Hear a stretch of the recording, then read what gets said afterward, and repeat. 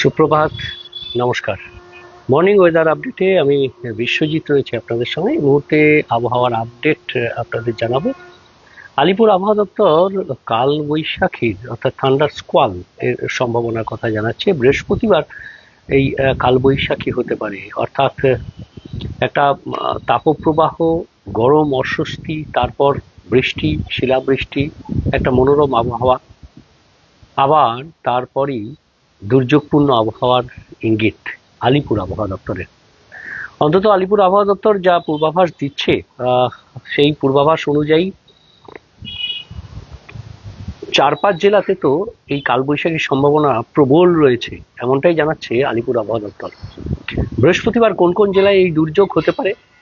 বৃহস্পতিবার বাঁকুড়া, পূর্ব পশ্চিম মেদিনীপুর, হুগলি, হাওড়া এবং দক্ষিণ 24 পরগনা জেলাতে এই কালবৈশাখী অর্থাৎ 50 কিলোমিটার বা তার বেশি গতিবেগে, প্রায় 60 কিলোমিটার গতিবেগেও দমকা ঝোড়ো বাতাস বইতে পারে। বজ্রবিদ্যুৎ সহ বৃষ্টি তো হবেই, বজ্রপাতের আশঙ্কা থাকবে। বেশ কিছু জেলাতে শিলাবৃষ্টির সম্ভাবনাও উড়িয়ে দেওয়া যাচ্ছে না, এমনটাই আলিপুর আবহাওয়া দপ্তরের বিজ্ঞানীরা মনে করছেন। কারণ বৃহস্পতিবার থেকে রবিবার পর্যন্ত এই স্পেলে বজ্রবিদ্যুৎ সহ বৃষ্টি যেমন হবে, তেমনি বজ্রবিদ্যুৎ সহ বৃষ্টির সঙ্গে শিলাবৃষ্টি থাকবে, কোথাও কোথাও বিক্ষিপ্তভাবে এই বৃষ্টি মাঝারি এবং দু এক জায়গায় ভারী বৃষ্টিও হতে পারে।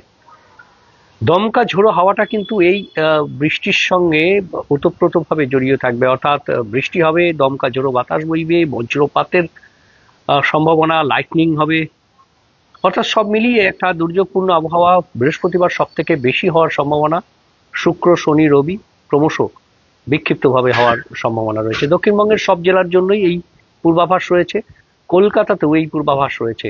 কলকাতাতেও বৃহস্পতিবার থেকে রবিবারের মধ্যে বজ্রবিদ্যুৎ সহ বৃষ্টি এবং 30 থেকে 50 কিলোমিটার গতিবেগে দমকা বাতাস বইবে। বজ্রবিদ্যুৎ সহ বৃষ্টি হালকা থেকে মাঝারি হতে পারে এবং এই বৃষ্টির সঙ্গে বজ্রপাতের সম্ভাবনা, বৃষ্টি হওয়ার আগে এই লাইটনিং এর সম্ভাবনা থাকছে। সতর্কবার্তা সেই রকম ভাবেই আলিপুর আবহাওয়া দপ্তর সব জেলার জন্যই দিয়েছে। বিশেষ করে বৃহস্পতি এবং শুক্রবার এই সম্ভাবনা খুব বেশি থাকবে। শনি রবিবারেও তার রেস্ট থাকবে। বিক্ষিপ্তভাবে বিভিন্ন জেলাতে ঘুরিয়ে ফিরিয়ে এই বজ্রবিদ্যুৎ সহ বৃষ্টির সঙ্গে দমকা ঝোড়ো বাতাস বইবে, অর্থাৎ দক্ষিণবঙ্গের জন্য আজ ও কাল একটা মনোরম পরিবেশ। সকাল এবং সন্ধে, বেলা বাড়লে যেমন একটু গরম বাড়বে, সূর্যের প্রখর তাপ বাড়বে, তেমনি আবার রাতের বেলা গরম এবং অস্বস্তি দুটোই থাকবে। আর এইভাবেই আজকাল পার হওয়ার পর আংশিক মেঘলা আকাশ থাকবে, কখনো পরিষ্কার আকাশ থাকবে এই দুদিন, আর তারপরেই পরিবেশটা বদলে যাবে এবং বৃহস্পতিবার থেকে মেঘলা আকাশ বেশি থাকবে। বৃহস্পতি শুক্রবার দুর্যোগপূর্ণ আবহাওয়ার সম্ভাবনা বেশি থাকবে, তারপর রবিবার পর্যন্ত সেই পরিস্থিতি বজায় থাকবে। উত্তরবঙ্গের কথায় আসি। বৃষ্টি উত্তরবঙ্গেও এখন কম, তাপমাত্রার খুব একটা হেরফের নেই, তবে আগামী দুদিনের পর থেকে তাপমাত্রা হয়তো কিছুটা কম হবে, ফল হওয়ার সম্ভাবনা থাকবে। রাতের তাপমাত্রার খুব বেশি পরিবর্তন আগামী 3-4 দিনে হবে না, এমনটাই পূর্বাভাস আলিপুর আবহাওয়া দপ্তরের।